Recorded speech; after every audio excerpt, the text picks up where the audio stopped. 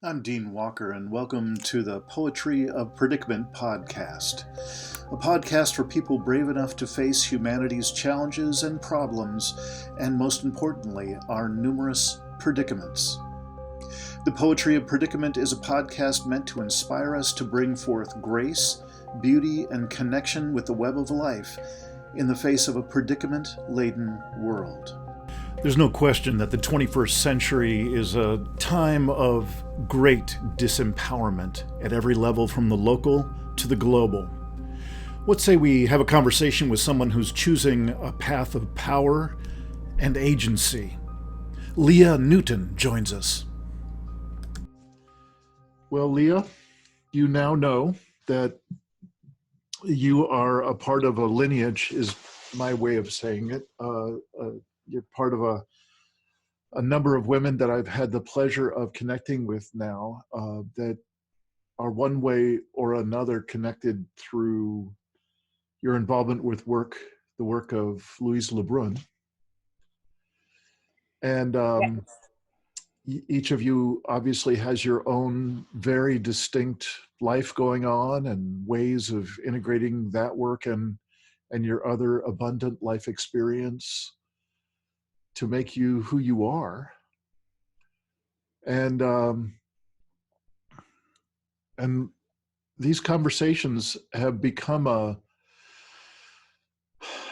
really important part of my body of work. And I'm curious, would it be useful at all for me to sort of introduce myself a little bit, or have you kind of gathered my story or whatever from the other interviews you've seen?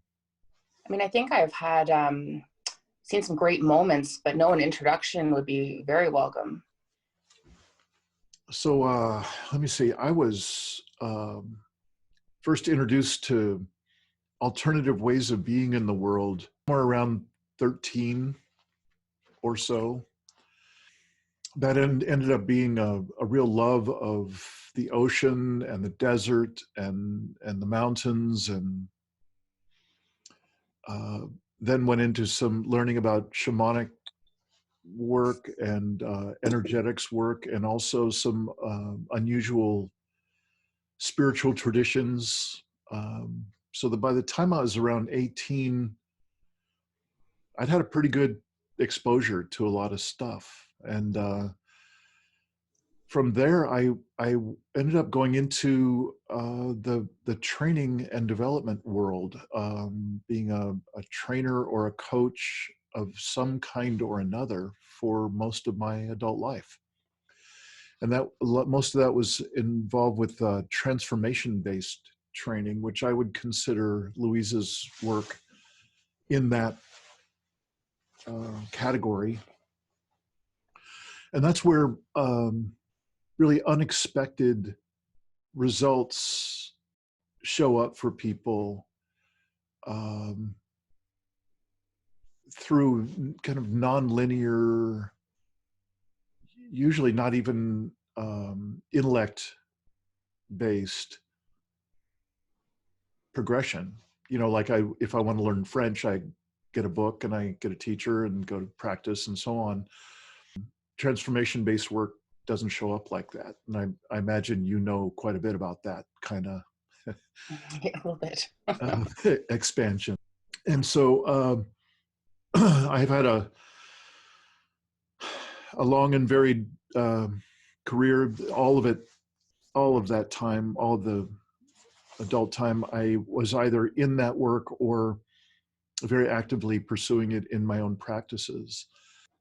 It was about 7 years ago now that I was introduced to the notion of not just climate change, but abrupt climate change, and a very much human-caused abrupt climate change. And the numbers that I was hearing, the projections of this particular presenter were so disturbing that I literally had to just take on learning how to learn about this stuff, the climate change material, so that I could vet it, because it was either the craziest bullshit to come down the pike, or it was pretty clearly the transformation of humanity, whether we're ready for it or not. And that vetting process and that breakthrough with that kind of shattering of my understanding of the world, I turned that into a book that I put out 2 years ago called The Impossible Conversation.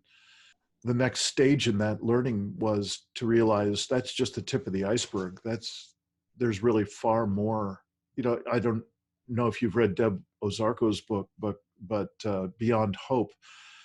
But she does a really good job of describing some of the other, not necessarily climate-related ways in which we're destroying the planet.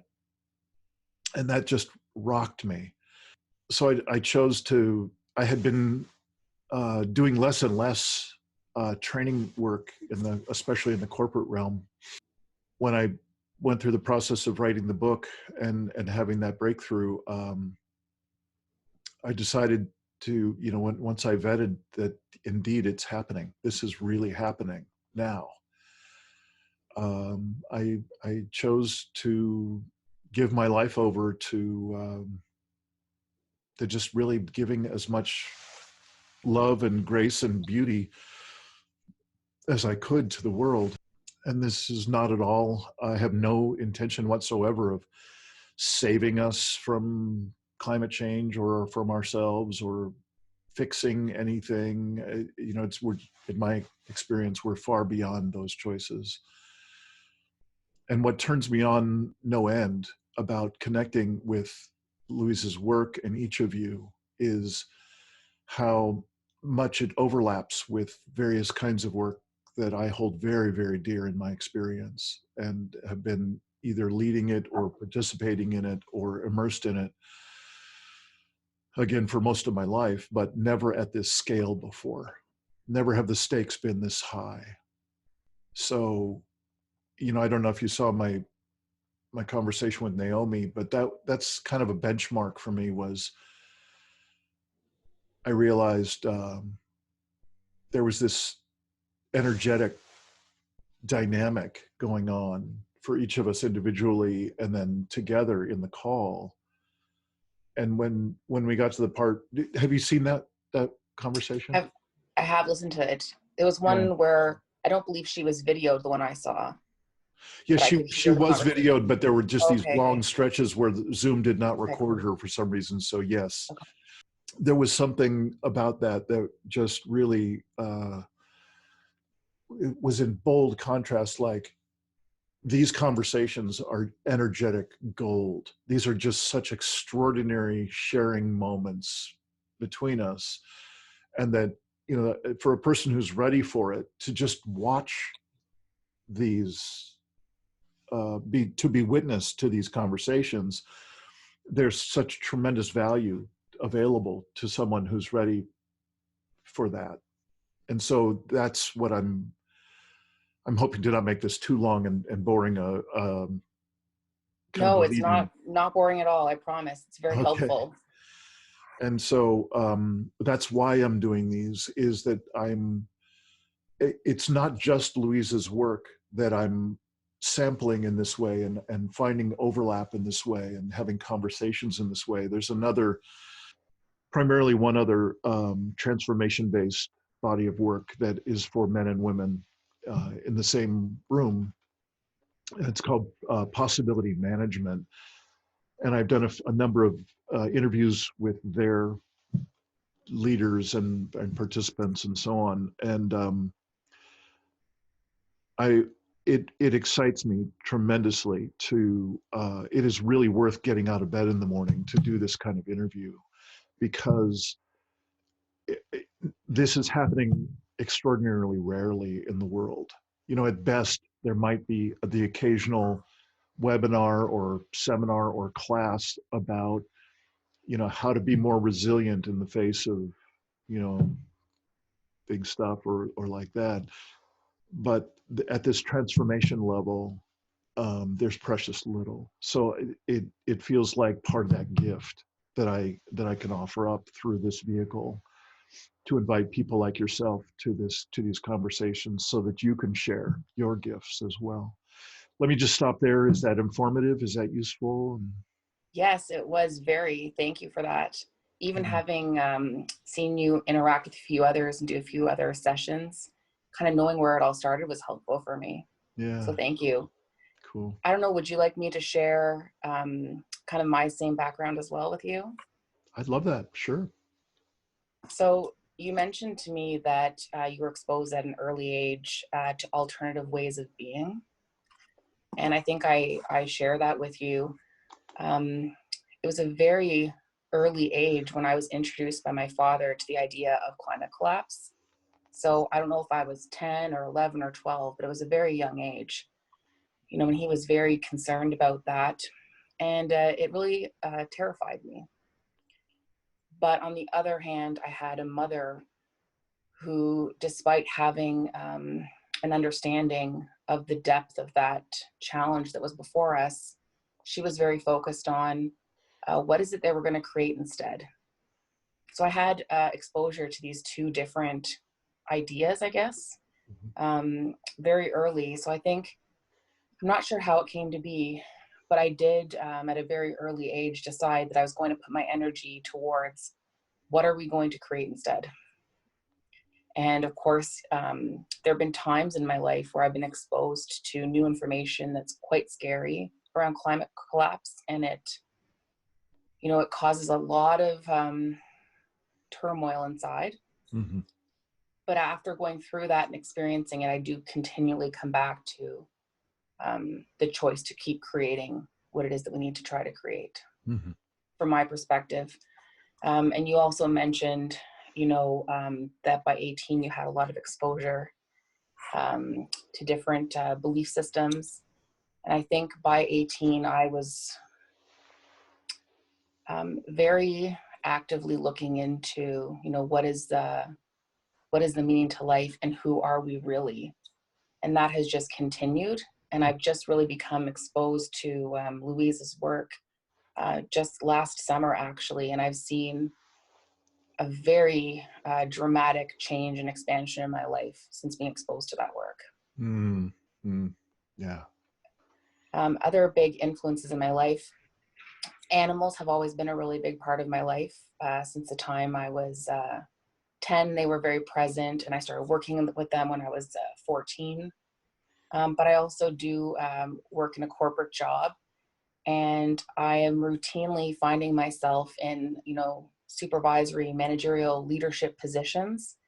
In the beginning, I was being invited and wondering why I was being invited, but now it's very much a choice and something I feel very inspired to do. Yeah. Great. So definitely, when you talked about managing change, that resonates. It just seems that everything that we're doing is managing change now. Mm-hmm. And for a lot of the people that I work with, what it took me a while to connect with was that change can equal loss for a lot of people. So if you change a lot of things in their daily environment, sometimes it's one loss too many for them. Mm-hmm. But I have a real appreciation for that as well. Yeah. Mm-hmm. Yeah, good. But perhaps we can get to that, because it sounds like from slightly different directions, we both have interacted with the whole notion of loss. And I'm imagining that you might have a similar kind of parallel to that experience of loss and dancing with others and their interpretation or experience of loss, and the notion of letting go, which I consider to be the transformed other side of the coin from loss and unbridled grief or unprocessed grief. But that's another story, and we can get to there. Is there anything else you'd like to add to what you've said? I mean, definitely loss and letting go is something I'd be happy to explore with you. I think, but also I'm really curious about these days is just how incredibly fast people's perceptions are changing and their ability to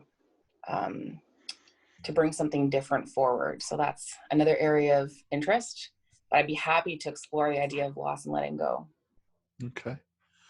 Let's keep both of those handy. And And I notice you're jotting down like I do. So please don't hesitate to bring up anything, any particular direction you'd like to explore in Okay. our time together. And what do you think? Are we ready to roll? Yes. Okay. All right. Yeah, it's funny. I'm very moved right now. Welcome to another episode of the Poetry of Predicament podcast. And I've just taken a quiet moment, a little break with today's guest. And it doesn't take much for me to touch into a space where I'm feeling moved when I have conversations, the likes of which I'm going to be having today. If you've been watching the Poetry of Predicament podcast for a while, especially in 2019, you have probably bumped into a number of the conversations I've had with women from a particular, I like to call it a lineage, particular body of work that virtually all of them have been exposed to or participated in or even lead in a workshop like setting or coaching setting. And today's guest is Lia Newton. And I've just gotten to meet Lia before turning on the record button today. Lia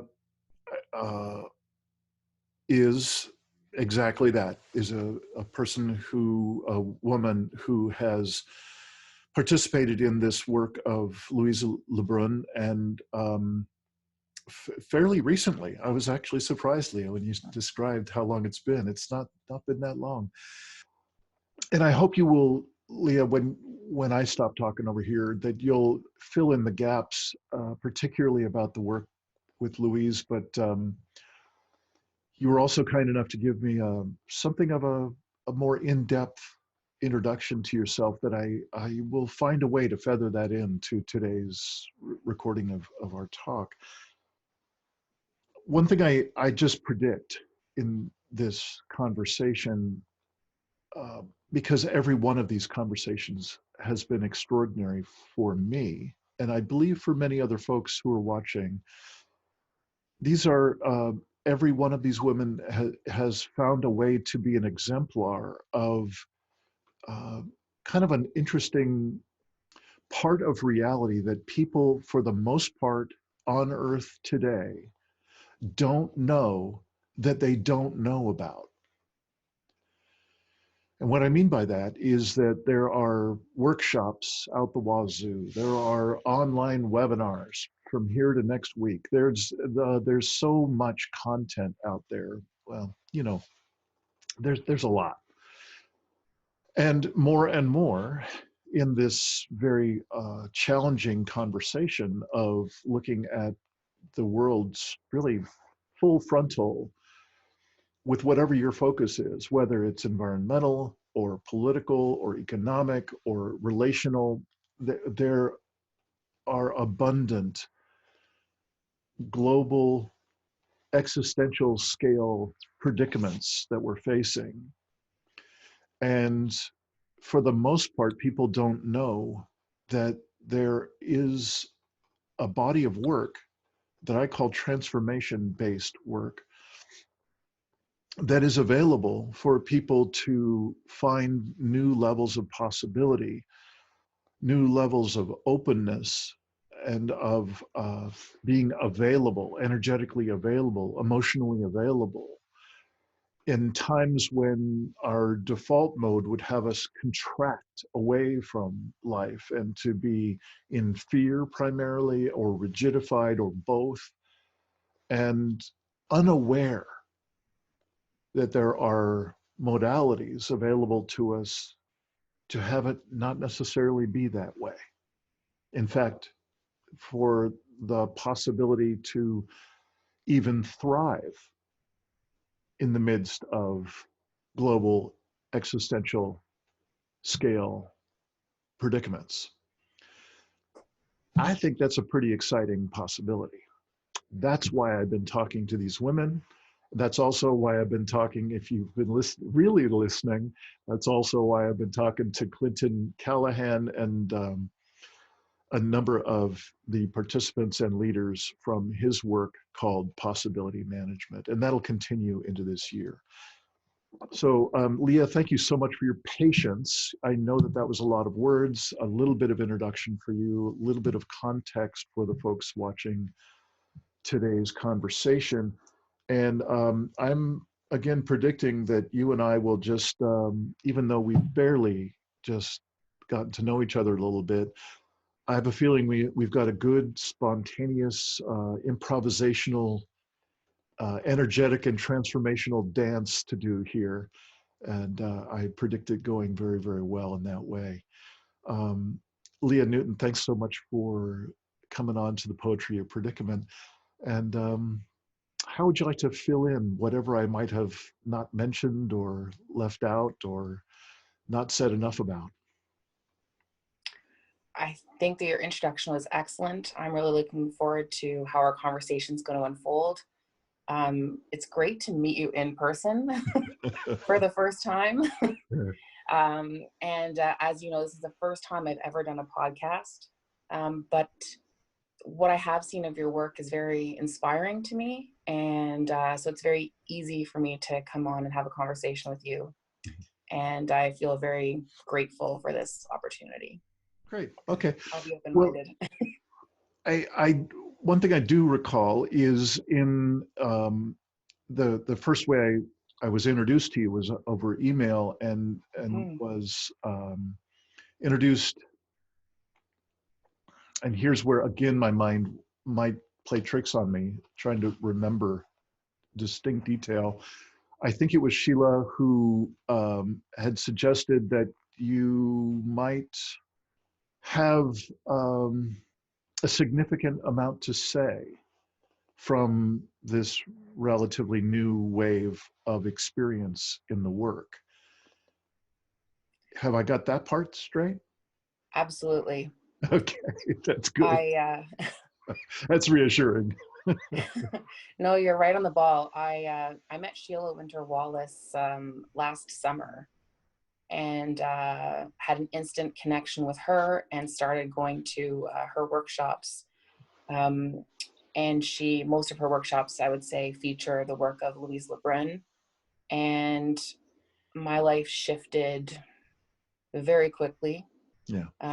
You and I talked earlier a little bit about letting go and going with the flow. And that was the first shift that happened for me very quickly when I started working with Sheila, was understanding that going with the flow really is the solid foundation for life. And from there, it's just been this very rapid unfolding as I've continued to be exposed to the work of Louise Le Brun. Yeah. Mm-hmm.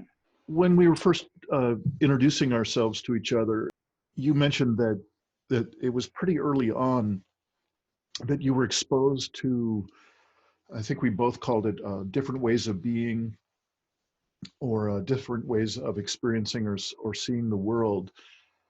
How early did this idea of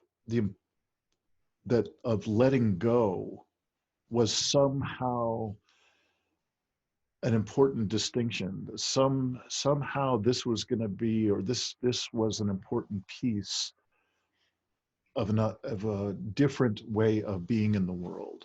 Can you say where that first started to show up for you?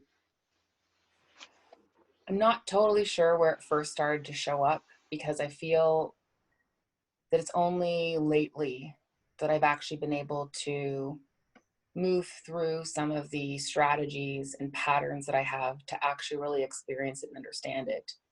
I would say that, I was exposed to different ways of being in the world,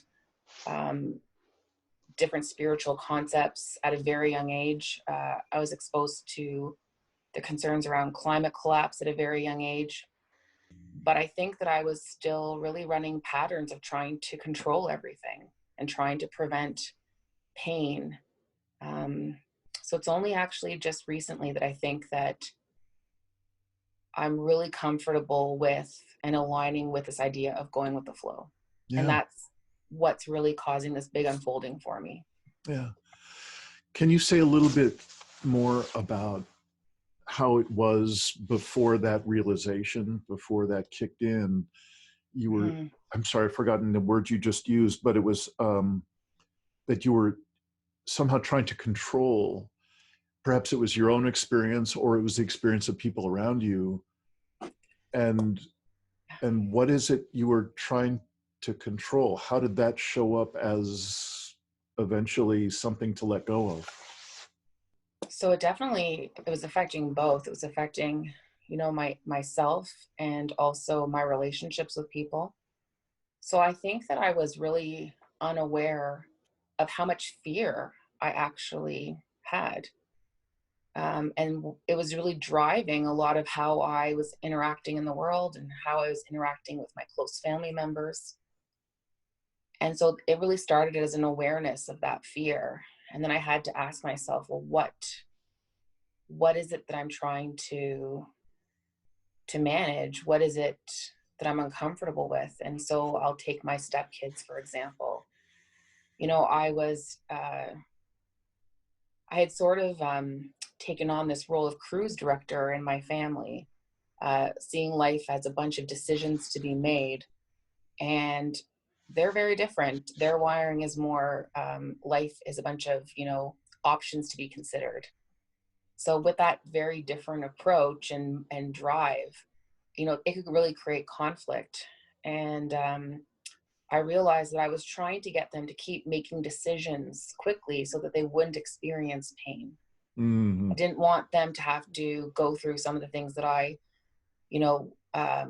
wish I could have navigated differently or not at all. And then I realized that I can't download to them what I've learned through experience. They have to have these experiences themselves, and I need to support that in a different way.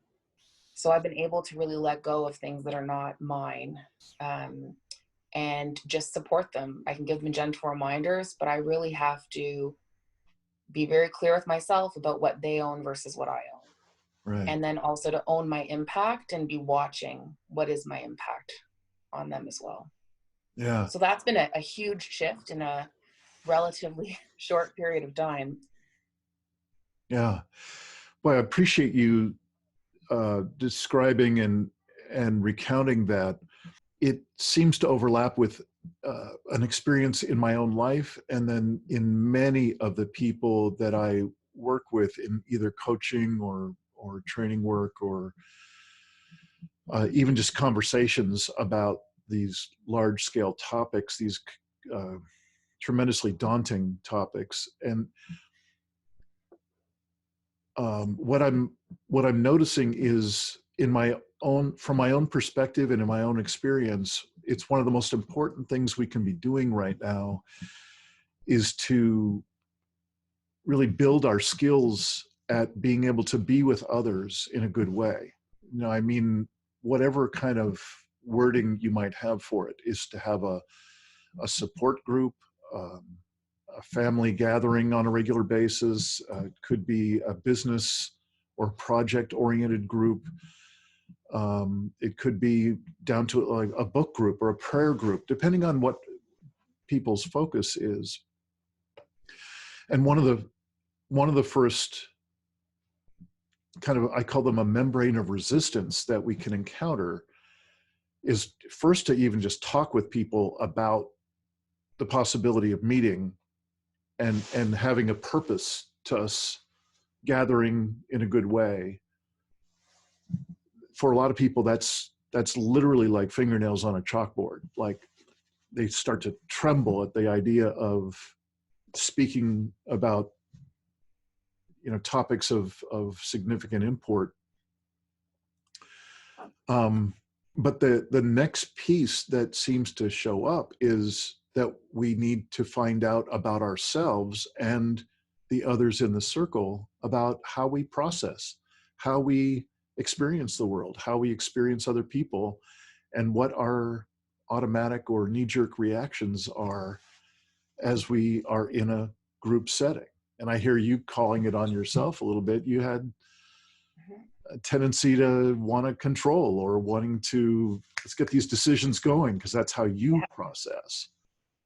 Is there anything more you could share about your own personal, what I call membranes of resistance in this process, or interesting learnings that you've seen as you've come together with your own family?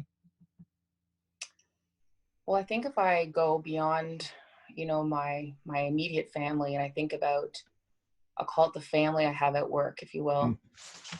When you realize that your tendency might be to control as opposed to empower, that's a big realization. So what I've really seen change, it started even before my exposure to Louise's material, but I would say it's been accelerated in the last while.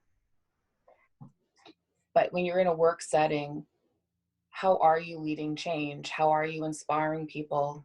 How are you modeling what it is that you believe will move everyone forward? So, that's been a whole other experience to really ask myself questions about my work in a way that's very different than what I ever did before. So, in the past, I would, consider a job opportunity and, you're learning about it and you're like, yes, I can connect with this. I believe I can bring something here. But now when I look at a job, I'm looking at, why does the organization have this particular role?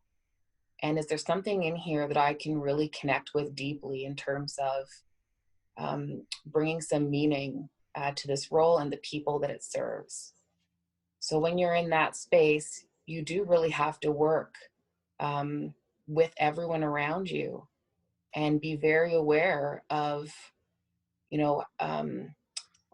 the vision that you're sharing, and making sure that you're also really getting to know the people that you work with, so that the vision that you're putting forward has benefited from a number of perspectives of the people that you're working with. Mm-hmm. So that's been interesting as well. And I think I look at my colleagues very differently. And I think I'm really able to live in that place of everyone brings equal value. Mm-hmm. And I don't have to manage to get to a certain result. I have to lead this group, and together we're going to achieve something. It sounds like you might already be in a rather special work environment even before you started doing Louise's work and brought Mm-hmm. other learnings with you to it. Because it's not often that I hear people talk about the family that they have at work. That kind of got my attention when you mentioned that. I'm curious if there are aspects that you've experienced in Louise's work and so on that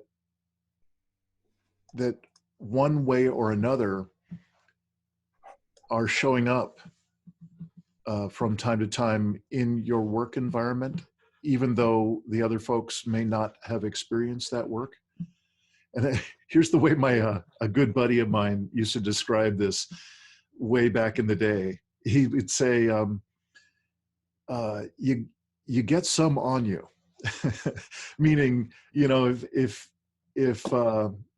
if Lia comes to work and we're all in a around a table and we're having the usual meeting, and she brings a certain energetic quality or a particular self-awareness that she's then able to just gently kind of share, and it's palpable in the room, the rest of us around that table can get some of that on us. Is that making sense? I don't want that to be a weird...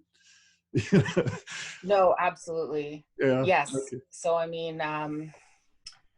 through exposure to Louise's work, I've been, I guess, really exposed to the idea of how important it is for us to be, I guess, a stable energy. for others. So I think that resonates for me. And no, I mean, I feel that since my exposure to Louise's work, the ways in which I can perceive the world and others has changed. And to really be in a place where you see every single person that you deal with as bringing forward an equal value, it changes how you relate and how you engage and consult. So I think that's the first thing that's had a big impact. But I also feel that I have a process for a different way of living. So I have a process now for interpreting the information that my body is sharing with me. So it's a totally different way to make decisions from, to be able to tune in to what my body's trying to tell me and inform a way forward in that way, as opposed to trying to look at all the alternatives or options and chart a way forward from the intellect only. Yeah. And then I think presence is the other one as well. I am much more deeply committed to connecting with my inner world, and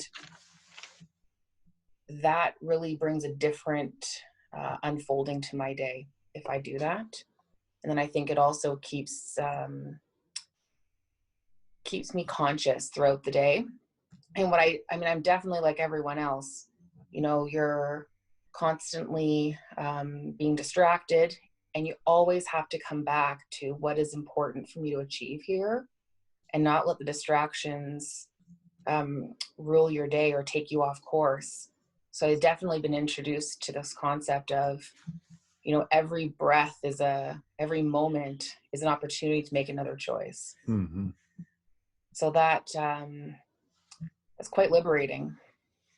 You know, a word that I've used a number of times in earlier interviews with some of the other women in your lineage tells you a little bit about how I've been working on my tendency to be a controller. And, you know, I had a classic white male dominance in the workplace, and it was led by an unhealthy type of intensity that I had, and rigidity, and wanting to control one way or another. And this word that I could use for a big part of how I transitioned that from something that was, I mean, I was that guy at work. It was not pleasant to be around me. And I'm very humbled by just even remembering back to those times and the significant amount of work that it took to transition that into something that was far more life-giving and appropriate to being with other people. And the word that I would use about that is I learned to appreciate a more liquid state rather than a rigid or linear or a male-dominated, patriarchal kind of an energy. I learned to lean toward that which is usually considered really a nightmare, of leaning toward the uncertainty or the mystery, leaning toward a less controlling, less certain way of being, and literally to liquefy, to invite a less rigidified state of being. And that has been one of the most important elements that I think literally saved my life. You know, I could easily have seen myself take that inappropriate level of intensity and control in my early days. And had I continued that for decades, I would have had a shortened adult life. It was far too, the high blood pressure and the whole thing. I'm wondering if that liquid state and that leaning into more of an appreciation of the mystery or the unknown or the uncertain sparks you to say anything in your own process. Certainly, thanks for sharing what you did with me. I never would have guessed that you also had this intensity and rigidity in Oh your yeah. past life. Oh baby. Would never would have guessed. I think I'm always trying to be real about the impact I'm having on others. So I think I still bring an intensity to work. But in terms of uncertainty, I don't think I'm in that place of a liquid state yet. But what I do now is I do relax when there's a problem to be solved and I don't have the solution right away. I'm much more comfortable with letting it go and letting it breathe. And then, it might be that night or the next night, I'll be driving the car and the solution will just come to me, or I'll wake up in the night and I have the solution. So I'm a lot more comfortable with taking a pause and letting the solution come forward. And it's usually, what actually drives me crazy sometimes is actually it's sometimes very, very simple. So simple that I missed it. So there's that. And I'm comfortable giving my teams time to embrace that same process. But I think I still do bring a lot of structure to work. And I think what I've really learned is when things may not be unfolding the way that you want, it's just really check in with the people you work with, because sometimes they're quite comfortable to be fully empowered with a task, and other times they actually want the structure and the coaching. Mm-hmm. So I think I look at that process a little bit more closely now, and I look to empower wherever I can. And I appreciate it when I'm empowered as well. But sometimes we all do need structure and coaching. I'm wondering if you'd be willing to share a little bit about what else. It seems pretty clear that you had a strong experience of being introduced to this work that we're talking about. Mm-hmm. I'm wondering if you could share anything else that really struck you as you were introduced to this work and in the months since. How has it moved you? How has it changed you? And I'm particularly interested in what are some of the early kind of alternative ways of being that you shared, that you learned quite early in your life. I'm more curious, are there threads from those early learnings that somehow resonated with your experience of coming into this transformation-based work with Louise's work and with Sheila? Absolutely. So I was very fortunate to grow up in a family where both my parents were very interested in spirituality. They were both on a path of seeking. So, I mean, at a very early age, I was introduced to the idea of climate collapse by one parent. And then, starting to understand that and become afraid of that, I had another parent that brought me another choice, which was, what is it that we're going to create instead? So that was a very early conversation that I was exposed to. And, by the time I was in my late teens, I was very highly curious about the meaning of life and who we really are. Still am. And so I have done a lot of different workshops, read a lot of different materials that were all interesting.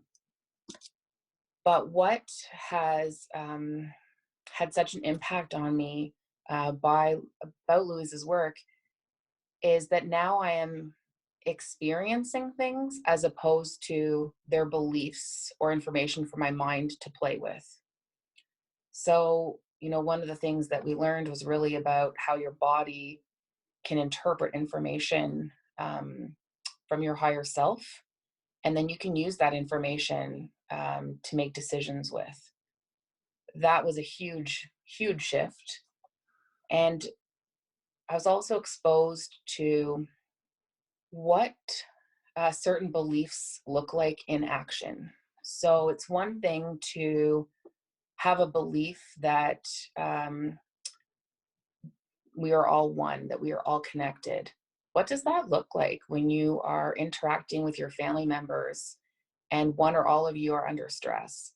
What does that look like in a corporate environment?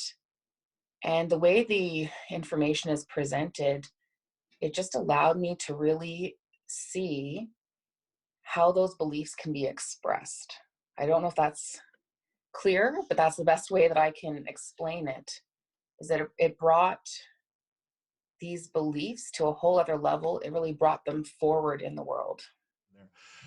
I'm curious if you have any of these beliefs that you've carried that you could give us an example of how that was taken to another level, or that it shows up as somehow different or changed now. So I think, one of the beliefs that I was exposed to at a young age and that resonates for me is this idea of oneness, that we are all connected. But sometimes it can be challenging to really live that or demonstrate that. So you can be in the workplace and you can have a difficult conversation, a difficult encounter, someone you work with, a client that you need to serve. And now I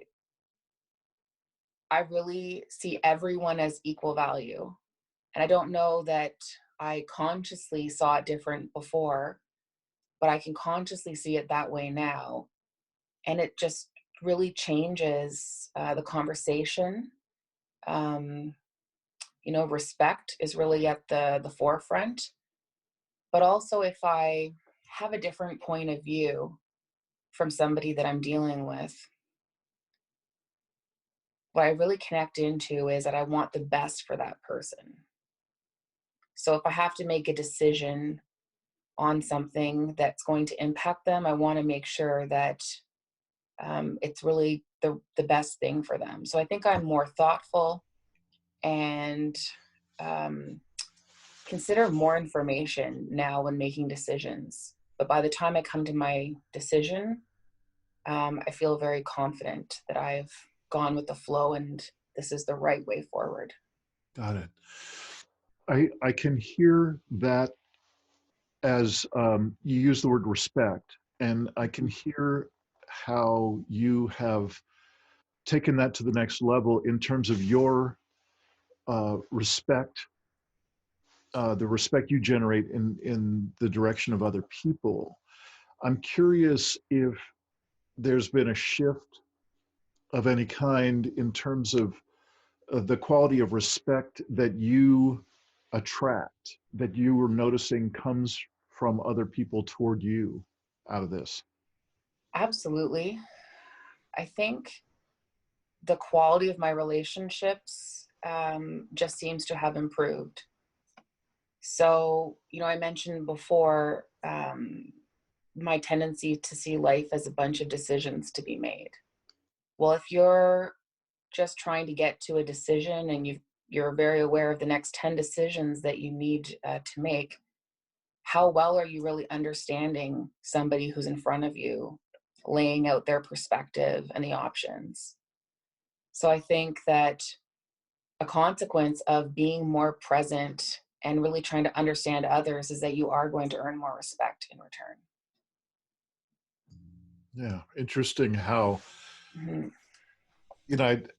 it's tempting to want to put some kind of age-old aphorism about, do unto others or something like that. But, I don't want to oversimplify here. But what I do get a sense of is there's an energetic exchange, and there's a kind of a carrying wave of respect that you're putting out, and that's getting responded to. It's being reflected back to you with a comparable amount of respect, and that might not have happened before. No, I think one of the simplest things someone told me about moving into positions of leadership is that you need to know yourself and you need to know your team. Mm-hmm. Well, I definitely know myself a lot better as a result of this exposure to Louise's work. And I also have a whole other way of perceiving others, which is allowing me to know them as well. So, I mean, there's a lot of challenges people are facing today. You have a lot of people that, there's mental health concerns in the workplace, and everyone's looking to contribute. And I think I can navigate that a lot better now, just because I can perceive people and situations very differently. Yeah. So Lia, you're pulling on a thread right now that it seems in the vicinity of some topics that are of big importance to me. And I don't want to take us down a rabbit hole if it's not current for you. So don't hesitate to be able to say maybe not, and we can go a different direction. But you're talking about leadership, and you're talking about presence, and particularly in the workplace, which I don't think it gets any more business as usual than, of course, the workplace.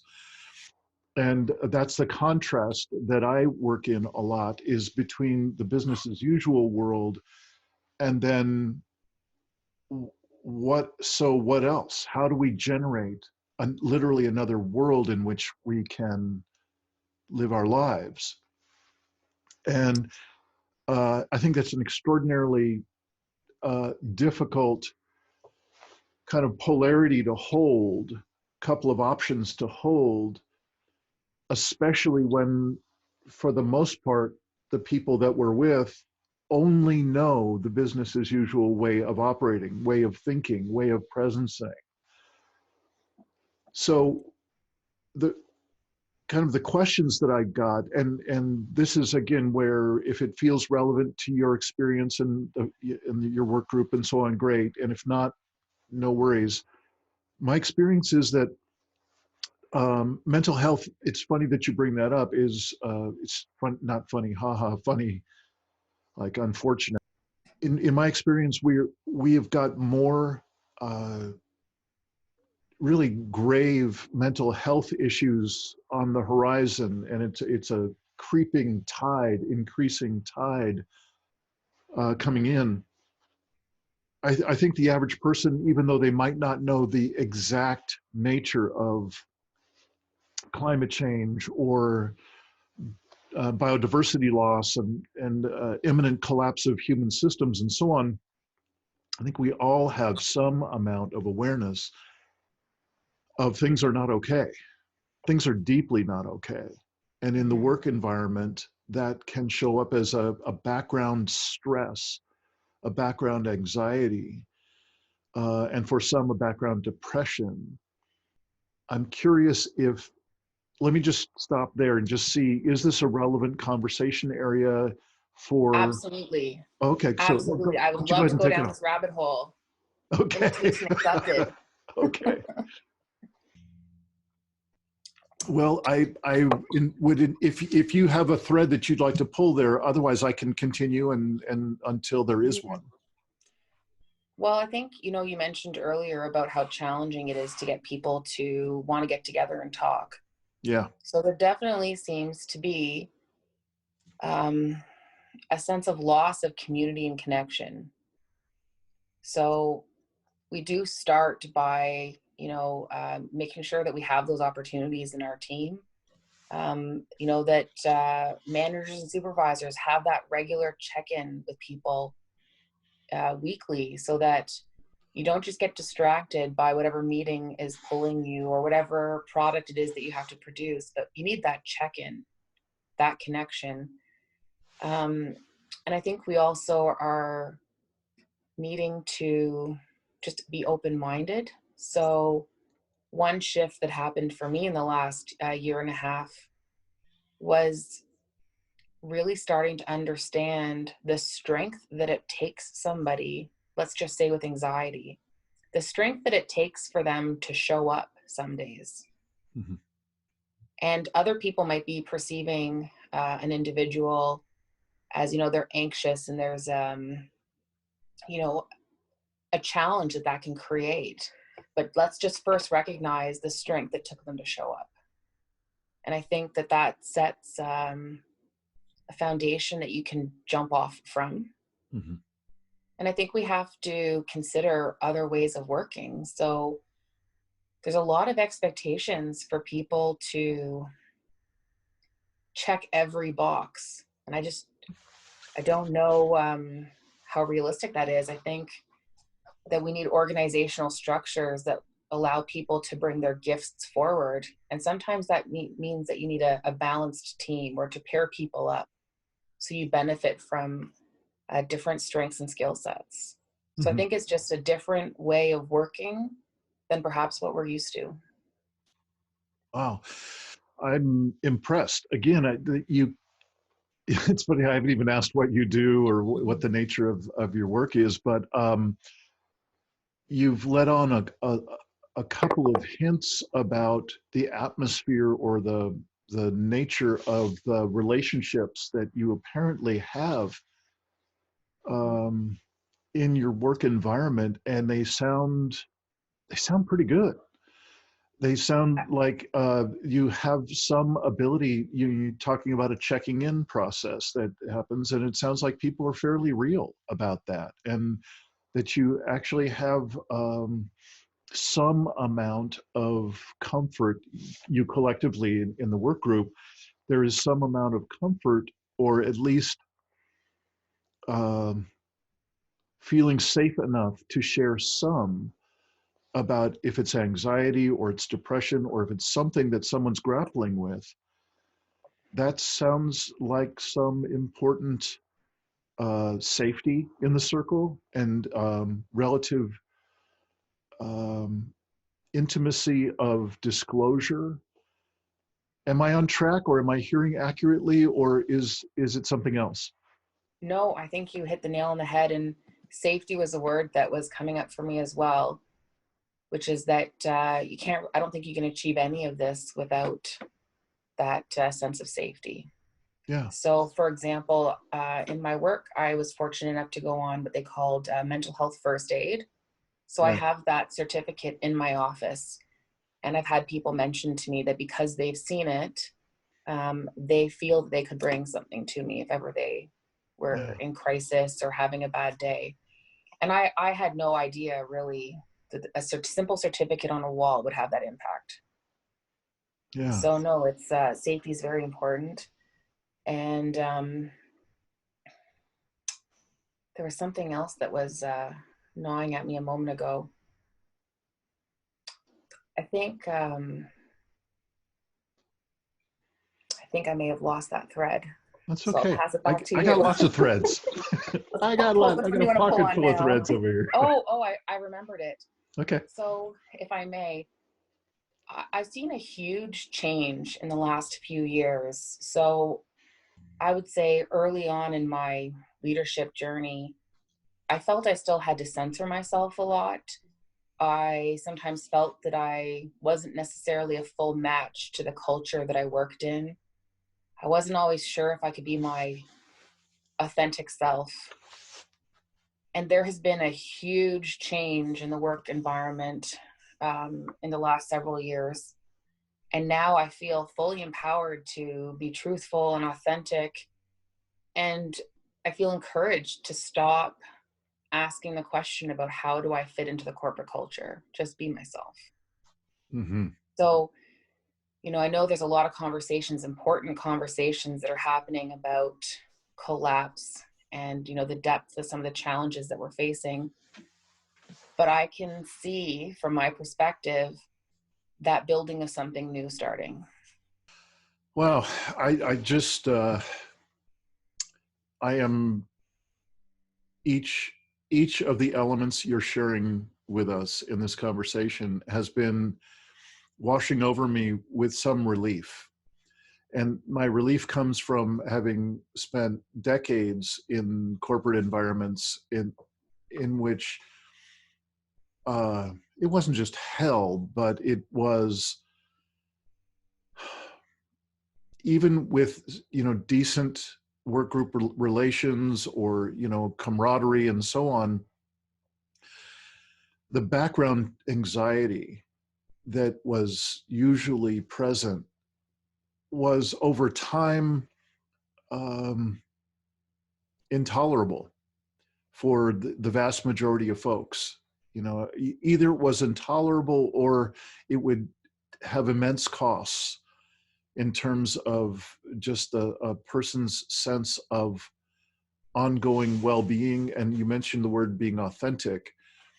It just seemed more than anything to kind of drain away that ability to be authentic in the place, ironically, where they're spending most of their time and life energy in any given week. Mhm. So I'm reassured, and it's great to hear you say. May I ask, could you say the field that you're in, or as much as you're comfortable in sharing about the work that you do? Mhm. I'm a public servant in Canada, and the area that I work in right now is office accommodations. Mm-hmm. So it's really about providing people the space they need to achieve their work. Got it.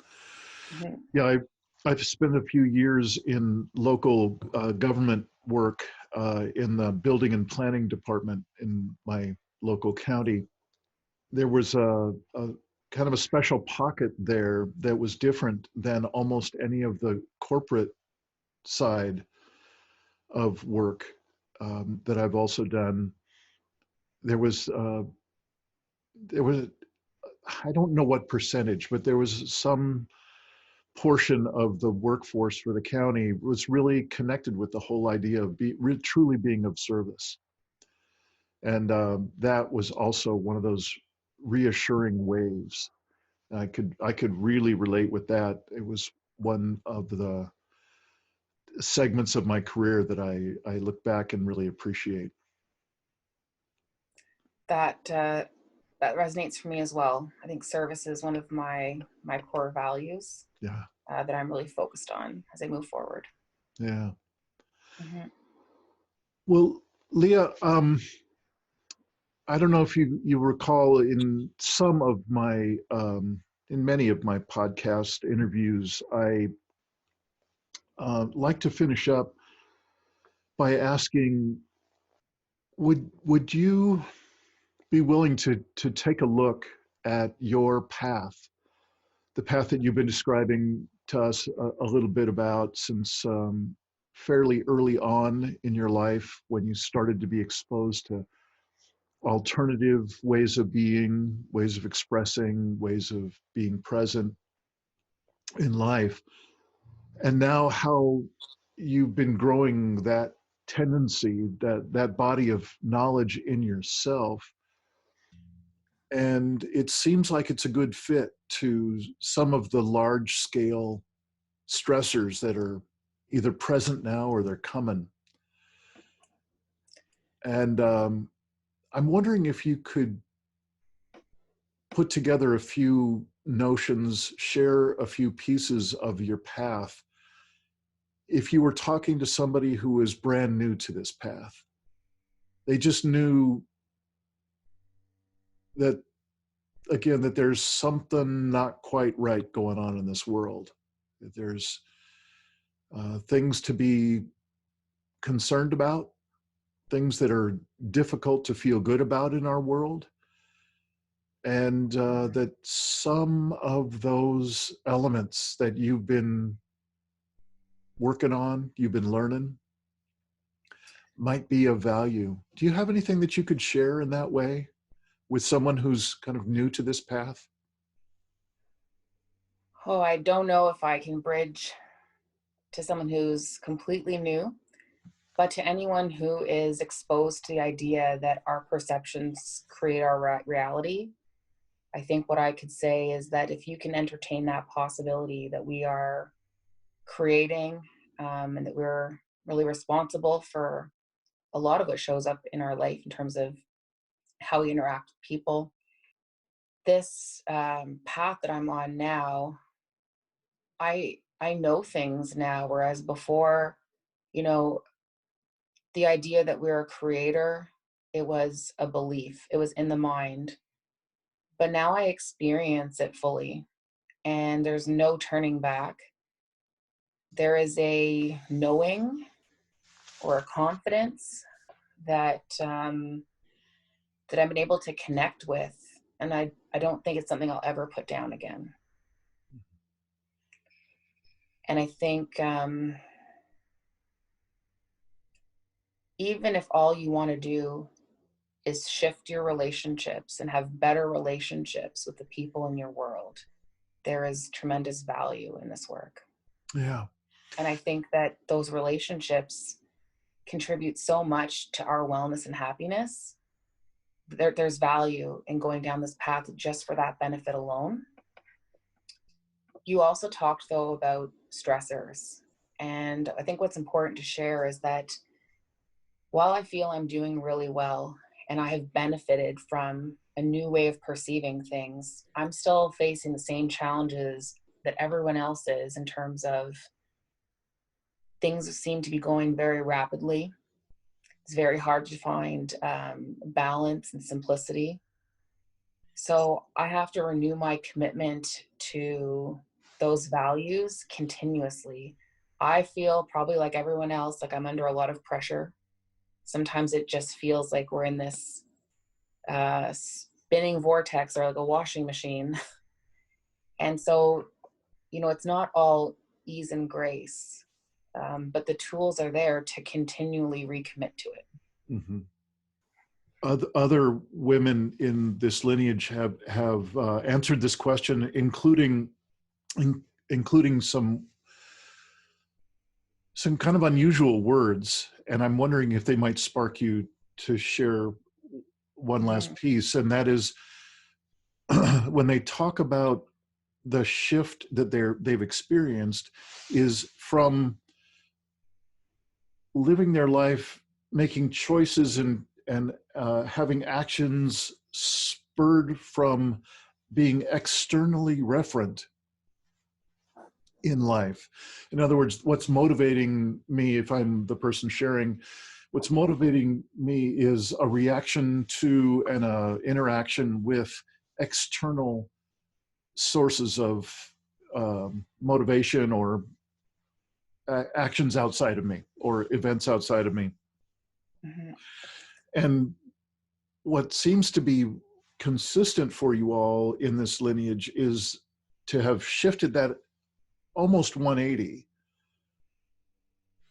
so that what appears to be the source of motivation in choice and in motion, in action, in presence, is internally referent. Does that spark you to share anything? It does. So, I mentioned earlier that oneness and the connection that every being on this planet has, that's of great interest to me. That really resonates for me. So what has shifted is that I spend a lot more time now connecting into myself, my soul, my God force, whatever term resonates for people. And I'm asking myself, what is my purpose? What is my meaning? What is it that I want to create and bring forward?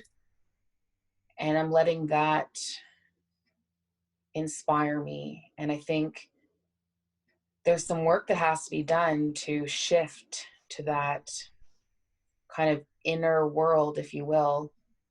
There's a lot of patterns that we run. Our energy has maybe run a certain pattern before, and it gets into that habit. So I've had to become aware of a lot of those patterns and let them go. Mm-hmm. So, we talked earlier in the conversation about trying to control your environment. Well, that at one point probably came from, something that I was growing up with, and I wanted to prevent pain or ensure a good outcome. But I've continued to run that pattern to my own detriment.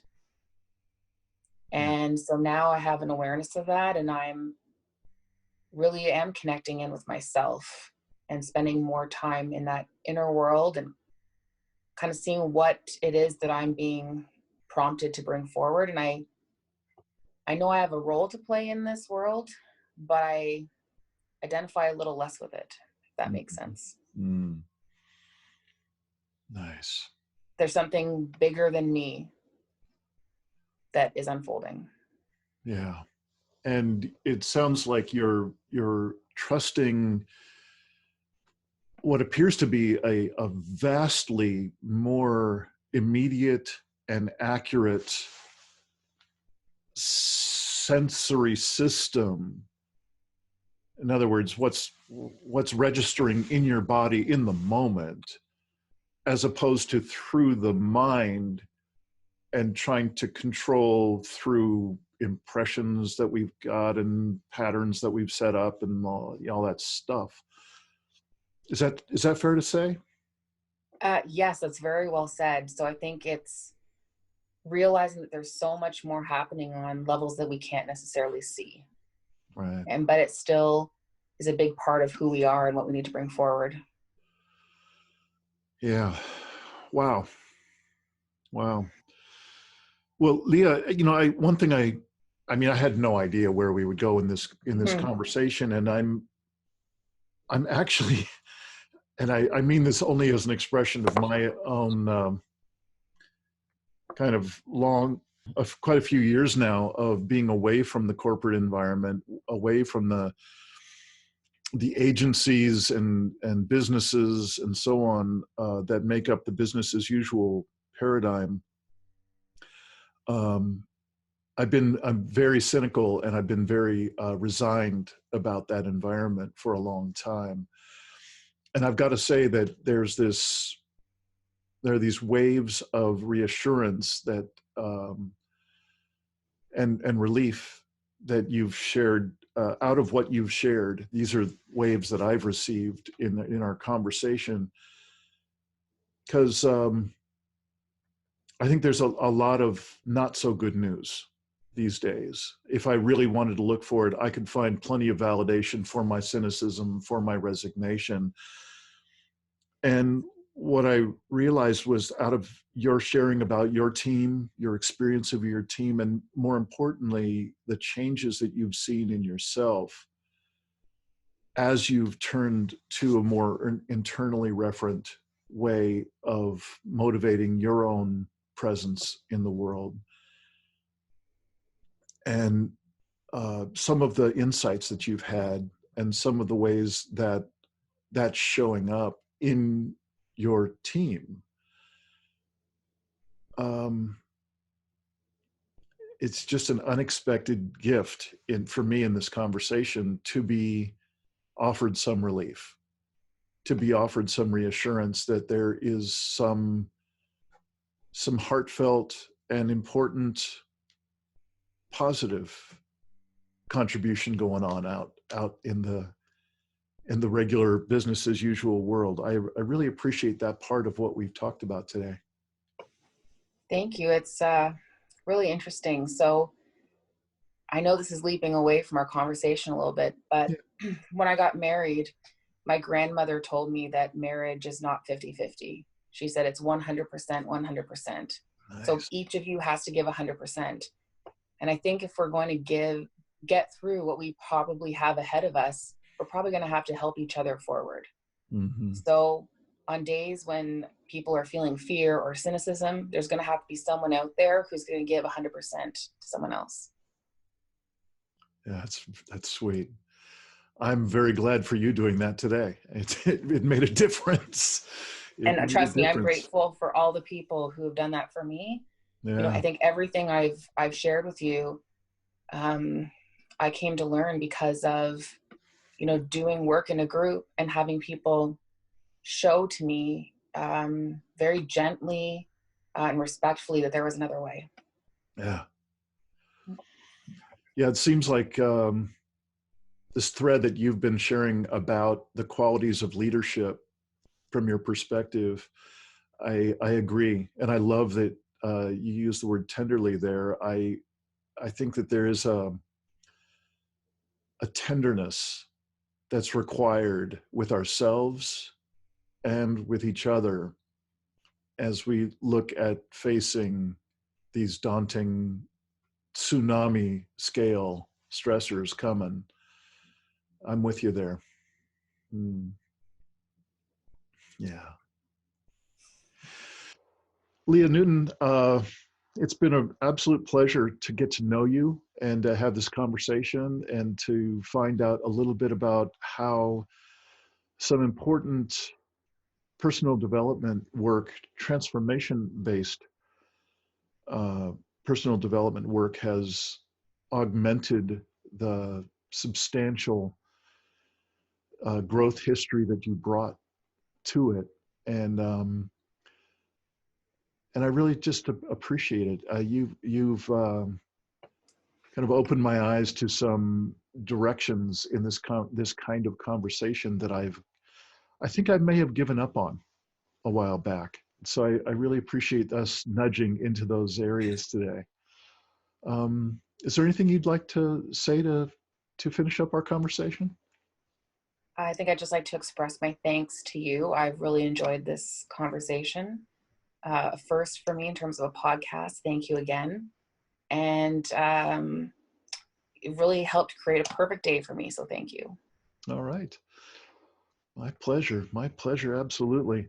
Well, I look forward to any excuse we can have to stay in touch with one another. My experience is that all of us are on a growth track here, that if we were to 6 months or a year from now touch in again, my sense is that there'd be substantial growth in each of us to share and to exchange.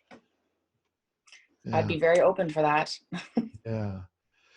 Lia, thank you so much for sharing about your experience of the work, and also sharing with us some pieces of your life and your own work and workplace.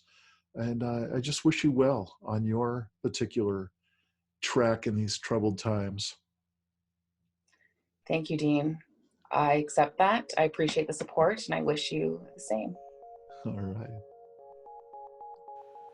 Thanks for watching another episode of the Poetry of Predicament Podcast, produced by Dean Walker and the Living Resilience Alliance, www.livingresilience.net. Music today from Michael Hedges, as always, and also Port Blue Into the Sea.